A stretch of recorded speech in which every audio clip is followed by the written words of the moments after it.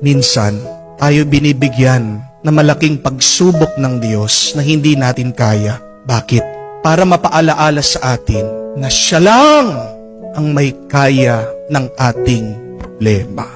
Bibigyan at bibigyan tayo ng Diyos ng pagsubok na hindi natin kakayanin. Bakit?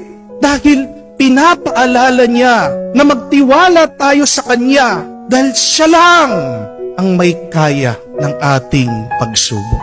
Sa tingin niyo po ba, kung kakayanin lang natin lahat ng problema tayo lang, magdadasal pa ba tayo? Hindi na po.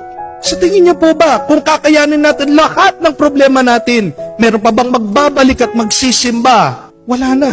Pinapabayaan ng Diyos na tayo'y magdusa minsan para tayo ay bumalik sa Kanya at mapaalaala, ako lang ang may kaya dahil ang Diyos lang ang tunay na makapangyarihan.